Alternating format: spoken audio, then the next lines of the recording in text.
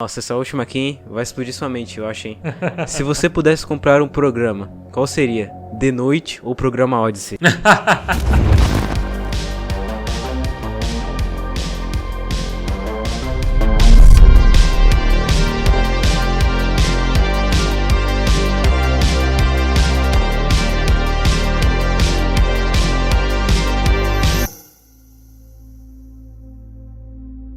Ouvir boas histórias.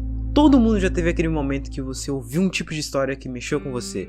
Seja assistindo um filme, maratonando uma série, ouvindo uma música, lendo aquele livro que vai mudar a sua vida. Todo momento a gente está fortalecendo o nosso cérebro. Todo momento a gente está conhecendo um mundo novo. A ficção é uma das maiores dádivas para a nossa criatividade. Mas há pouco mais de 2 anos o Felipe Barbosa decidiu explorar esse interesse em histórias que a gente tem e se aprofundar em vários mundos da ficção, cara. Logo após ele lançar o livro dele, Os Quase Completos, que foi um grande sucesso de vendas e crítica, o Felipe notou que ele podia criar uma comunidade e instigar aquele sentimento de se conhecer uma nova história explorando grandes obras. Ele sempre aborda as grandes histórias da ficção, ele sempre se aprofunda nos personagens, nos universos, nos seres fantásticos. Hoje eu vim bater um papo sobre todas essas histórias, mas especificamente a história dele. Opa, aviso rapidinho. Sabe quando você faz um pedido no iFood e ele pergunta pra você qual é a chance de você indicar o iFood pra um amigo de 1 a 10? O que você achou do seu pedido, como foi a entrega e tudo mais? Essa é a forma que o iFood tem pra entender o quanto você gosta do aplicativo e o quanto ele pode melhorar os seus próximos pedidos. No YouTube, isso funciona através dos likes, do watch time e dos comentários. Isso significa que se você der like, assistir o vídeo inteiro e comentar, essa é a forma que você tem para mostrar para mim e para o YouTube que você gosta daquele conteúdo e você quer ver mais disso. Então se você gosta do Odyssey, se você quer ajudar o projeto, por favor, não esquece de deixar o like nesse vídeo, não esquece de deixar o que você achou do vídeo nos comentários e não esquece de assistir o vídeo inteiro, porque eu sempre tento aproveitar ao máximo o tempo que eu tenho aqui com você para fazer um vídeo interessante. Então, se você assiste o vídeo inteiro, você mostra para o YouTube que você está gostando muito daquele projeto. Essa é a forma que você pode me ajudar e ajudar vários criadores de conteúdo aqui nessa plataforma. Valeu? Vamos conversar com o Felipe agora. Olá, para você que está assistindo esse episódio aqui do Odyssey, é o quinto episódio. Quinto não. Quarto episódio. E eu tenho aqui a ilustre presença de uma pessoa muito gente boa, muito interessante. Eu tenho a honra aqui de apresentar para vocês, que é o Felipe Barbosa. E aí, Luiz, tô bem, muito feliz de estar aqui hoje, é uma honra participar, agradeço bastante pelo convite. E você, como é que tá hoje? Pô, tô ótimo aqui. Uma coisa que eu acho muito interessante dos seus vídeos é a maneira como você se aprofunda nas mitologias e nos universos das obras que você aborda. Você pega a magnitude, né, das obras, a importância, o que torna elas obras interessantes e transforma isso em vídeos muito bem elaborados, muito interessantes. Todos nós temos aquele momento na vida que a gente encontra uma obra que faz a gente meio que mudar, né? Quando você teve esse momento na sua vida, isso te levou a criar esses vídeos? E como é que foi esse processo de você conhecer essas obras literárias ou filmes, séries e começar a fazer vídeos? Eu sempre fui incentivado na literatura pelos meus pais desde a infância, né? Sempre gostei muito de ler, eu gostava bastante de contos de fadas. Eu acho que eu posso dizer que eu tive 2 momentos que me despertaram para a questão de mitologia e mundos fantásticos. Um é aquele pelo qual quase todo mundo da famigerada geração millennial aí, né, passou, que foi com Harry Potter, né?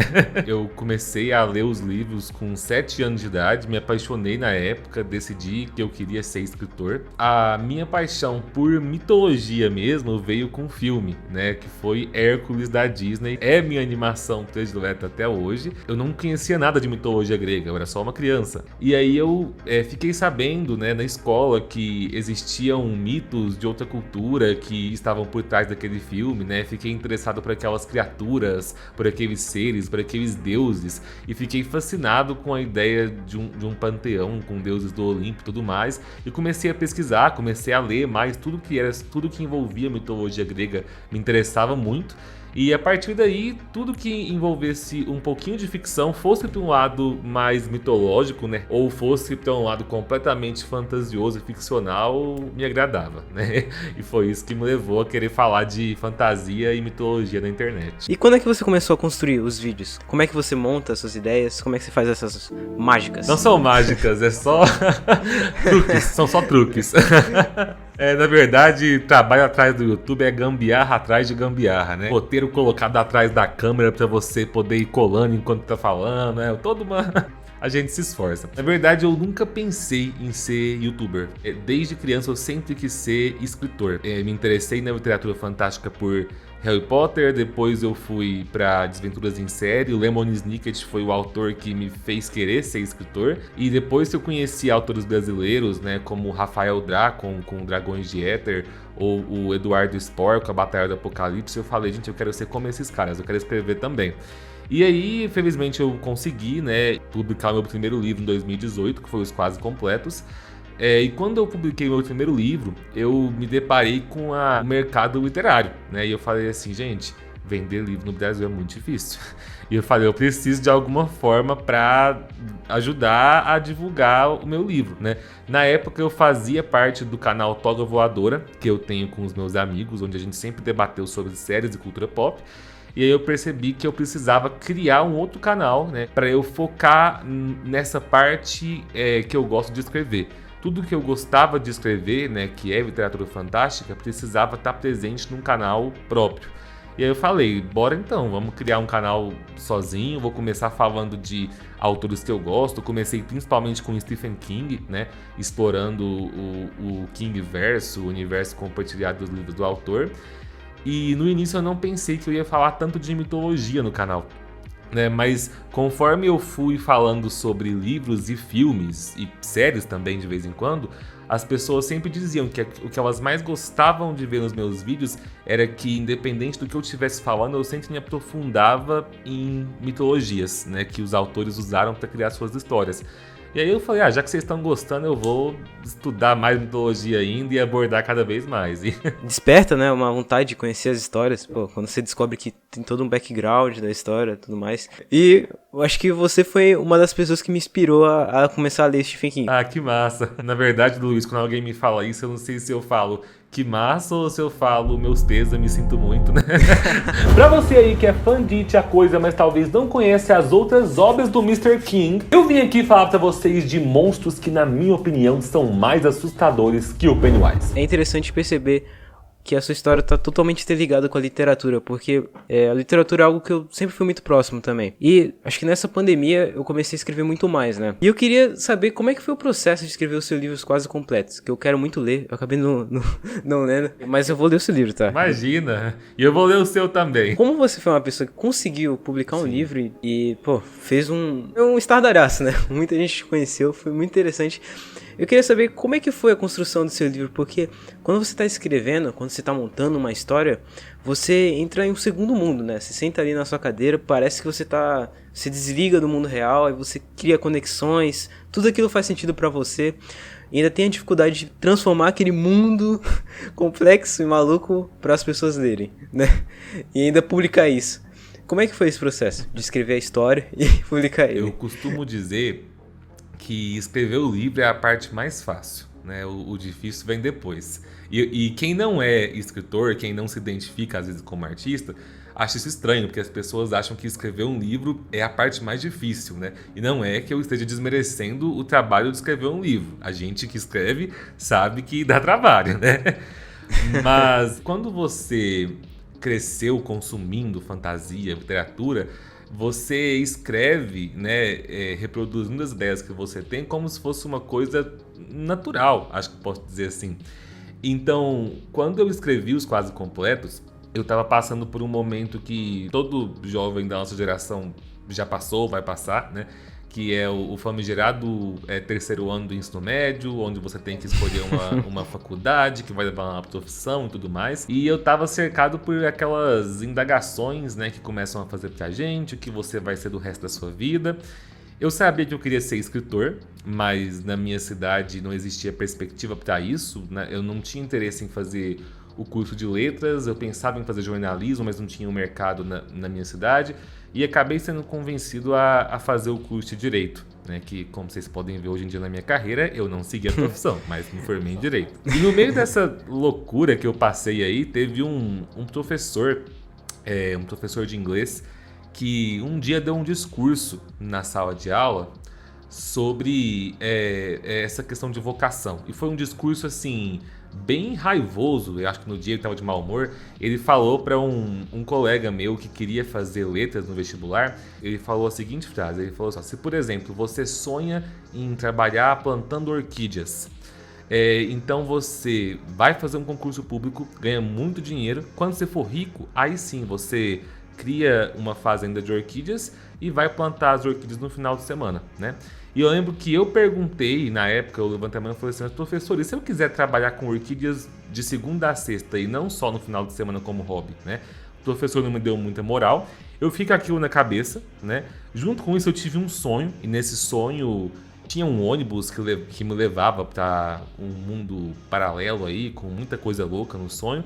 Eu juntei toda a fantasia do sonho com a raiva que eu que eu tava sentindo por não poder responder o professor e falei assim: eu vou responder esse professor em um livro, né?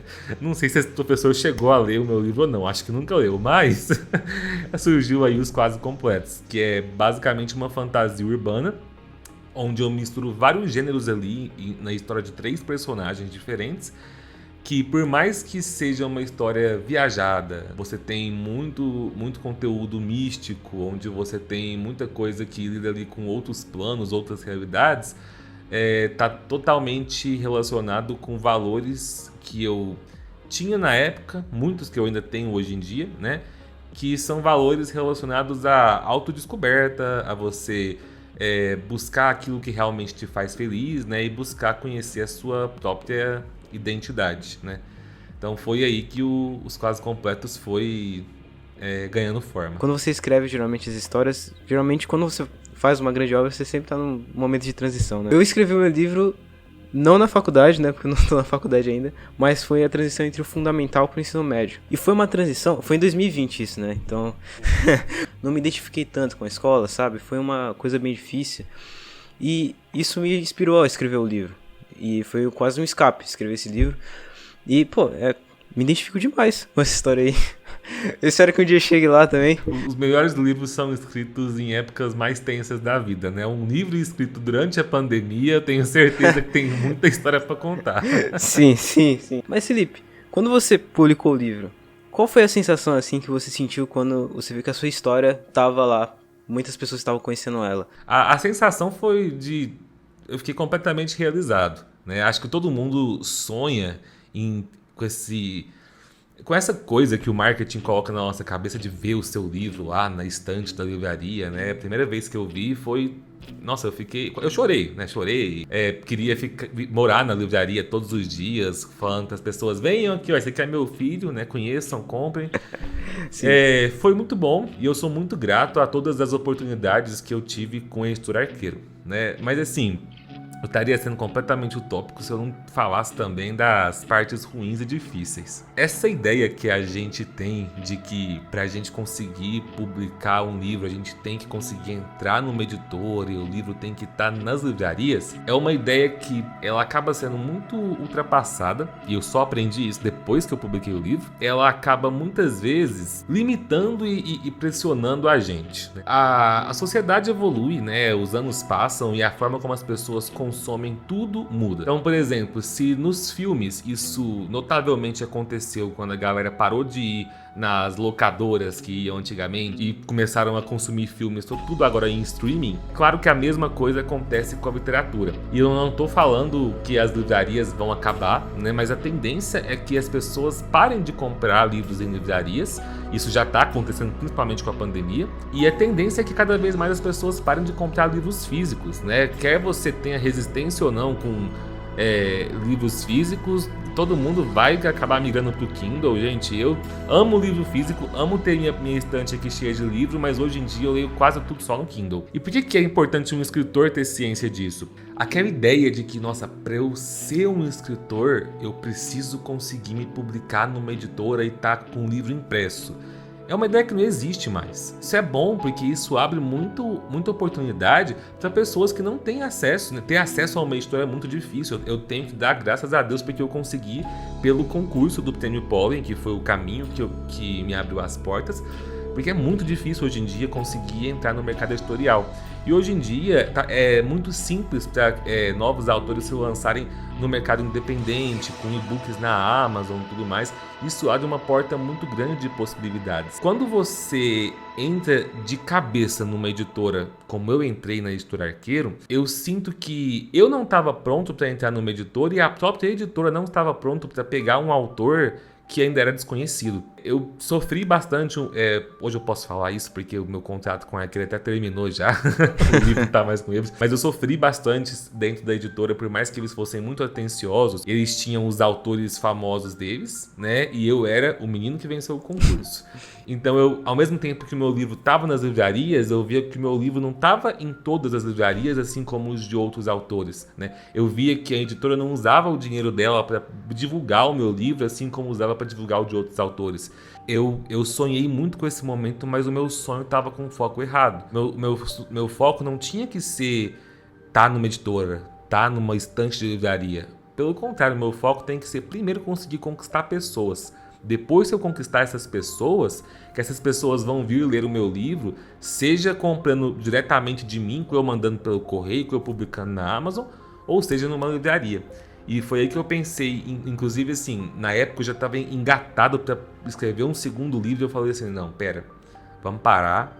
Antes de escrever um segundo livro, vou fazer um trabalho legal no YouTube, né? E vou fazer com que as pessoas me conheçam primeiro. Porque eu quero não depender mais de uma editora no futuro para conseguir levar o meu livro para as pessoas. E é uma coisa que eu sempre falo para todo mundo, falo para você, Luiz, que está entrando nessa empreitada aí também. É isso, sabe? A gente está numa época em que, felizmente, o autor não depende mais de grandes empresas, não depende mais de editoras para conseguir levar suas histórias. E você, com seu podcast, com seu programa aí, já está no caminho certo, é isso aí. Começa, investe na internet, né? Que não dá nem para falar mais que a internet é o futuro, a internet já é o presente e a gente tem que trabalhar com ela.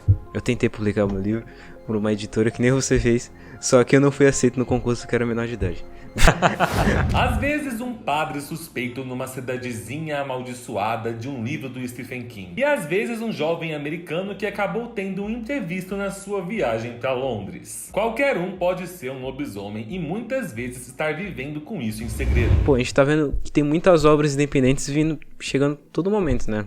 E você acha que no futuro talvez a gente comece a ver o Brasil se tornando assim culturalmente um país muito voltado para a literatura, porque a gente tem muitos clássicos, né? Mas às vezes acaba sendo uma coisa um pouco engessada, né? Será que a gente vai ver no futuro o Brasil se tornando assim um país que obras contemporâneas, né? Obras de novos autores vão vir e muitas pessoas vão querer conhecer? Será que a gente vai se tornar um país culturalmente mais voltado para a literatura? O que você acha disso? Nos tempos que estamos vivendo, no meio do episódio, vem Luiz e me manda uma pergunta sobre o Brasil, né? A gente dá as mãos e chora. Agora a gente chora. Nem tinha parado de pensar nisso. Isso que você falou aí sobre a visão que as pessoas têm da literatura no Brasil ser muito engessada, é completamente verdade. Eu não sou como algumas pessoas mais radicais que às vezes eu vejo na internet falando assim, o problema que faz o jovem detestar ler é que ele é forçado a ler Machado de Assis na escola. E na verdade, assim, eu acho que não. É importante que o jovem leia literatura clássica na escola, assim como o jovem tem que aprender matemática sem gostar de matemática. A questão é que eu vejo que aqui no Brasil, muitas vezes, eu que fui professor, já dei aula dava aula de inglês, né, não de literatura, mas trabalhei com alunos do fundamental e ensino médio, eu via que o que faltava na literatura trabalhada nas escolas era que fosse feita uma ponte. Igual a gente pode ver que essa ponte é feita em outros países ao redor do mundo. Outros países onde você trabalha a literatura clássica, mas faz ponte com obras atuais, né? Aqui no Brasil, hoje em dia, você já vê algumas escolas que tentam trabalhar obras atuais também, mas são poucas. Na maioria das escolas, o estudo se resume aos clássicos, aos livros que são cobrados em vestibulares, e você não vê essa ponte sendo traçada entre os livros clássicos e os livros de autores contemporâneos. Eu vejo que o adolescente que não é incentivado a ler em casa e aprende a ler somente pela escola, a não ser que ele tenha um professor de literatura de cabeça aberta que incentive ele a descobrir qual estilo de livro que ele gosta de ler, ele vai acabar muitas vezes caindo num senso comum de que literatura é chato. Nossa, eu não entendo o que Machado de Assis escrevia, pelo amor de Deus. Pelo contrário, quando você tem uma abordagem mais aberta, né, você mostra pro adolescente que ele tem várias opções de gênero, várias opções de autores que ele pode escolher, ele acaba aprendendo a sentir prazer tanto na literatura contemporânea quanto nos clássicos, né? Ele aprende a ler Dom Casmurro e gostar bastante, e aprende a ler aí também um livro, seja de um Eduardo Spohr ou de uma Thalita Rebouças da vida, né? E sentir prazer, porque é muito legal quando a gente lê um livro que reflete a nossa cultura. Eu sou muito fã da escrita do Felipe Castilho, o autor de Serpentário. Ah, eu já ouvi falar. Nossa, eu indico esse livro Serpentário assim pra todo mundo, porque o final do livro é meio de explodir cabeça e você ficar assim, que merda é essa? Pode falar palavrão? Pode. Mas o livro em si mistura ali uma fantasia muito louca, pegando inspirações de Lovecraft e jogando tudo para um horror cósmico bem viajado, mas na realidade brasileira, fazendo referência à cultura pop brasileira, falando de coisas que a gente conhece da nossa história, da nossa cultura. Depois que eu fiz toda essa volta aqui, o que eu enxergo sobre a literatura do nosso Brasil? A literatura brasileira tá aí, tem autor brasileiro pra caramba, escrevendo muita coisa boa hoje em dia. Infelizmente eu sinto que literatura no Brasil só é debatida dentro de certas bolhas. Existe uma bolha dentro do YouTube, que é o famigerado Booktube, né? De booktubers que estão sempre fazendo resenhas e tal, e admiro bastante o trabalho de todos os booktubers. Existe outra bolha, que é a bolha acadêmica, onde se debate a literatura num viés mais clássico e tudo mais, mas parece que essas bolhas não se comunicam com as pessoas. Participei de um debate uma vez, um cara que estava no debate falou uma coisa que me deixou muito pensativo. Ele falou assim: para pra pensar no cinema. O cinema, por mais que existam filmes considerados às vezes mais cult, né? O cinema sempre tá aí conseguindo se relacionar com as pessoas, sabe como vender o seu filme, né? Como fazer o marketing e incentivar as pessoas a consumirem as suas obras, como por exemplo, pensa num evento do porte da Comic Con, que é um evento que qualquer pessoa que vai ter uma Comic Con se sente representado, gosta de algum gênero de filme que tá ali, né, que faz parte da cultura pop. Ele falou assim, falta isso na questão literária aqui no Brasil, as bienais do livro que acontecem aí em São Paulo, no Rio, mas quando você chega numa Bienal do Livro, você sente que a Bienal do Livro, às vezes, ela tá preparada para agradar a pessoa que já gosta de ler. Mas a pessoa que ainda não gosta de ler, que precisa ser convencida, falta esse incentivo para ela, sabe? Eu gosto muito de vez em quando, fazer vídeos no meu canal. Eu uso a capa do filme para chamar a atenção da pessoa. E quando a pessoa entra, por mais que eu use imagens dos filmes, que são adaptações, eu só falo dos livros. Eu falo dos livros, dos autores, da inspiração. E muitas vezes eu recebo comentários de gente tipo assim: nossa, Felipe, eu odiava ler, mas os seus livros me convenceram a gostar de ler. Eu não tô dizendo que eu tenha a resposta pra como lidar com a questão, não. É só que eu acho que a gente tem que buscar isso, sabe? Como transformar as pessoas no Brasil que não são leitores ainda em leitores. Acho que é o foco principal que a gente tem que ter. Quando a gente publicar mais obras, a gente vamos tentar criar um marketing mais interessante para as pessoas, né? Pegar assim o Odyssey, que é uma ideia de trazer pessoas criativas, né, de diferentes vertentes aqui na internet. Pô, chamar você que fala sobre histórias, sobre a literatura é muito interessante. E ainda falar sobre isso, sobre como tornar a literatura acessível, né, entre as pessoas, é mais interessante ainda. Então, muito obrigado. Eu te agradeço aí, o papo tá ótimo. Então agora, Felipe, eu quero te propor um desafio divertido, que é um desafio de escolhas. Primeira situação. Passaria um feriado prolongado no Overlook, ou você acamparia por um final de semana no bosque de um cemitério maldito? Bom, eu vou morrer em qualquer uma das duas, né? Eu acho que eu escolho o Overlook, né? Porque pelo menos parece mais confortável, sabe? Você morre com classe. Sim. Como o Cemitério Maldito é um dos livros mais brutais do Stephen King, eu acho que eu vou no Overlook, que eu acho que é mais tranquilo ali, mais divertido. Se você pudesse bater um papo sobre o sentido da vida, seria com o Pennywise ou a outra mãe da Coraline? Apesar dos dois serem criaturas místicas antigas e arcaicas, né? Pelo que eu sei dos livros, o Pennywise é uma criatura bem mais antiga e tá relacionado aí com o macroverso de Stephen King, né? Então acho que eu conversaria com o Pennywise, né? Ter ele me contar aí da origem do mundo, né? E me ajudar a fazer vídeos sobre o Kingverso. Acho que ele ia ser de grande ajuda. Sim. Nossa, é tudo sobre Stephen King, né? Nossa. Sem problema, à vontade. Você vai pra uma ilha deserta e pode levar um desses livros. A Dança da Morte ou It a Coisa. Você pode levar só um livro e escolher ele. Aí você passa o resto da vida lendo ele. It a Coisa. É o meu livro do coração aí. Ficaria feliz o resto da vida lendo ele. Eu nunca li It, eu já assisti o filme, então eu fico em dúvida. Eu te recomendaria ler It, porque você tá falando aí de 2 calhamaços do Stephen King. Tanto It quanto A Dança da Morte são 2 livros bem difíceis de ler. O Stephen King é quase sempre arrastado. Mas difíceis porque é muita coisa sendo jogada na sua cara a todo tempo.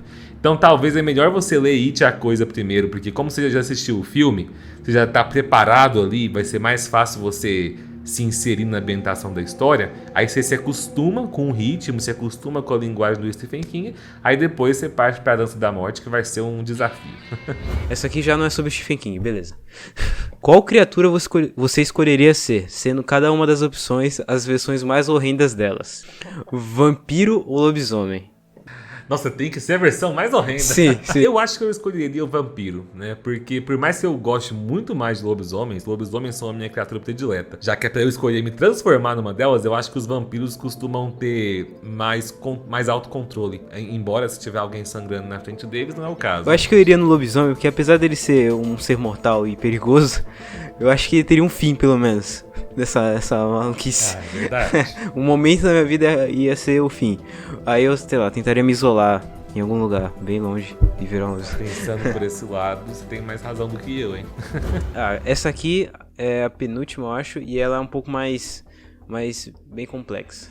Nossa, ficou errado isso, mais bem complexa. Fica tranquilo. A gente tem que escrever certo, falar não tem problema. Você preferiria revolucionar a literatura como os romances do H.P. Lovecraft ou a saga Harry Potter? Tipo, revolucionar, mudar o mundo, porém não ser reconhecido vivo? Ou criar uma empresa rica e inovadora desse século, a lá SpaceX e Apple? Caraca, essa é difícil, mano. Não, mas assim, apesar de ser difícil, eu acho que... Afinal, eu sou artista, né? Acho que todo artista tem o ego meio inflado, né? Acho que todo artista pensa assim, não numa ideia do tipo, eu quero ser reconhecido depois da minha morte, mas sim na ideia de que acho que a gente escreve para deixar coisas boas para as outras pessoas. Eu acho legal pensar que o que você escreve vai ficar aí para gerações futuras lerem e poder passar mensagens boas, né, para pessoas que você nem vai conhecer. Então, acho que eu preferiria, né, que minhas histórias alcançassem várias pessoas, mesmo que fosse depois da minha morte. Eu tinha pensado assim, o Felipe vai escolher seu autor. Então eu vou escolher ser a empresa, porque aí eu faço o trabalho de mostrar as artes dele pro público. Perfeito! Mas pensando bem agora, acho que talvez eu escolhesse também ser um autor, porque esse pensamento fez mudar minha mente. Passar uma mensagem pro futuro é bem mais interessante também. Sim, com certeza. Nossa, essa última aqui, hein, vai explodir sua mente, eu acho, hein? Se você pudesse comprar um programa, qual seria? The Noite ou Programa Odyssey?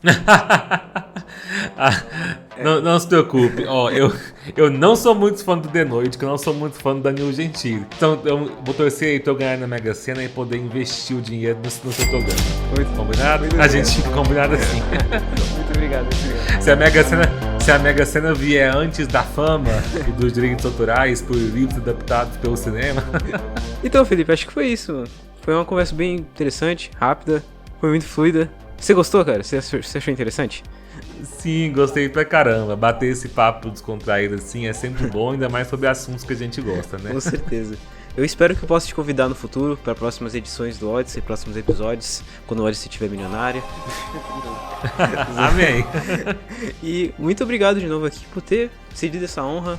Eu juro que conversar contigo é muito interessante, porque, eu lembro quando eu conheci o seu canal, eu falei, caraca, que canal interessante. Eu lembro que eu maratonei vários vídeos.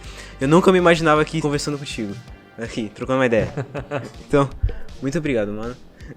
Imagino, Luiz, sempre que precisar, tamo aí pra trocar mais ideias, né? O que precisar pode contar comigo e agradeço aí ao público que tá assistindo, ouvindo, né? Muito obrigado. Opa! Acabei de arrancar meus fones. Muito obrigado aí a todo mundo que tá assistindo. Não se esquece de ir no canal do Felipe Barbosa. Com certeza você vai gostar. E se você não ler, você provavelmente vai começar a ler agora. Stephen King, provavelmente. E muito obrigado, Felipe. Muito obrigado mesmo, mano. Valeu.